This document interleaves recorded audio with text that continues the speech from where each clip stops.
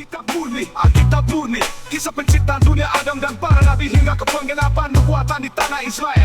Yesus Kristus dilahirkan sebagai penebus semua manusia yang berdosa. Ia disalibkan dan bangkit pada hari ketiga, naik ke surga dan akan datang kembali. Itu ajaran Alkitab murni. Allah, satu kaitan yang kayaknya kita semua tahu ya. Tapi ternyata sejarahnya tuh jauh lebih dalam dan sering banget disalahpahami. Hari ini kita bakal kupas tuntas sejarahnya untuk ngerti gimana ceritanya satu kata bisa jadi simbol pemersatu sekaligus sumber perdebatan. Nah, ini dia nih pertanyaan utamanya. Gimana ceritanya satu kata yang sama di satu tempat bisa jadi bagian dari warisan bersama, tapi di tempat lain malah jadi sumber perdebatan panas? Aneh kan? Ini yang bakal kita bedah sama-sama. Lihat deh perbandingannya. Di Indonesia dan Malaysia, penggunaan kata Allah oleh umat Kristen itu jadi polemik. Tapi di Timur Tengah, beda cerita. Umat Kristen Arab udah pakai kata ini dari berabad-abad yang lalu, dan santai-santai aja, nggak ada masalah. Justru anehnya, kontroversinya muncul di tempat yang jauh dari akarnya. Sementara di Yordania, Mesir, atau Suriah, ini sama sekali bukan isu. Oke, sekarang kita mundur jauh ke belakang. Kita coba lihat bukti-bukti sejarahnya, gimana kata ini udah ada bahkan jauh sebelum Islam muncul. Dan ini bukan opini loh, tapi temuan arkeologis. Nah, ini poin paling pentingnya. Bukti arkeologis bukan sekedar asumsi ya, menunjukkan kalau Allah itu udah jadi bagian dari kosakata umat Kristen berabad-abad sebelum jadi bahan perdebatan. Kita ngomongin nama Abdullah, yang artinya hamba Allah, dipakai oleh seorang Kristen di konsili gereja kuno.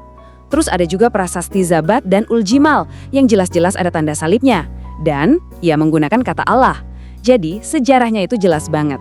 Penggunaan kata ini tuh bukan cuma catatan sejarah yang berdebu loh.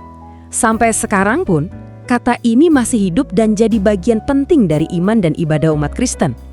Jadi ini bukan sekedar kata kuno, tapi kata yang terus diucapkan di gereja-gereja berbahasa Arab. Coba deh kita buka Alkitab versi bahasa Arab, mau yang versi kuno atau modern.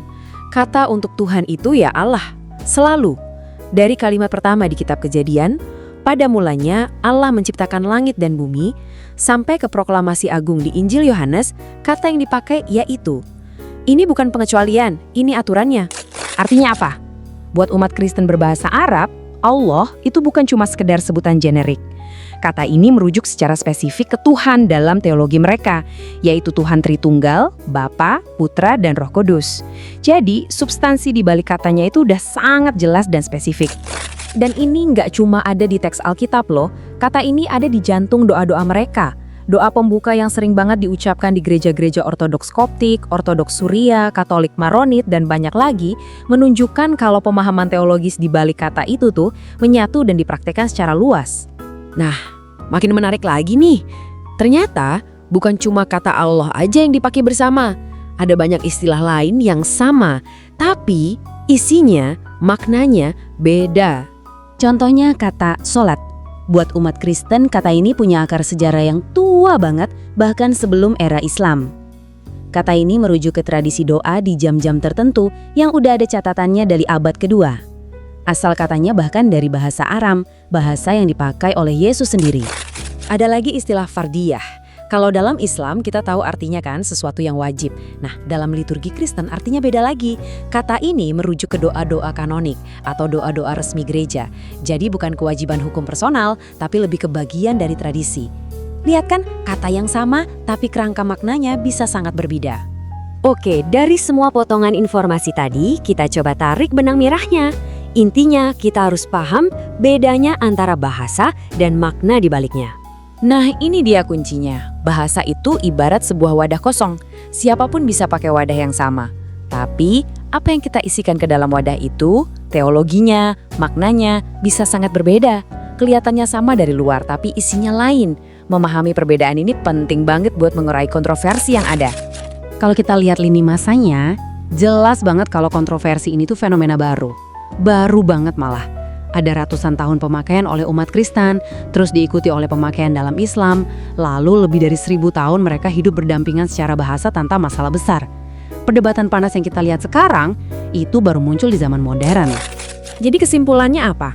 Konflik ini sebenarnya bukan soal sejarah atau teologi, bukan soal siapa yang benar atau salah secara historis, tapi ini lebih ke soal politik identitas di zaman modern. Dan uniknya, ini terjadi di wilayah-wilayah yang bahkan bukan penutur asli bahasa Arab. Jadi kita tutup dengan satu pertanyaan buat direnungkan. Apa jadinya kalau kita lebih fokus pada simbol, pada katanya, dan melupakan substansi atau makna di baliknya? Apa yang hilang ketika kita lupa kalau kita punya sejarah bahasa yang ternyata saling berbagi? Nah, ini pertanyaan yang mungkin bisa bikin kita melihat kata-kata yang kita pakai setiap hari dengan cara yang sedikit berbeda.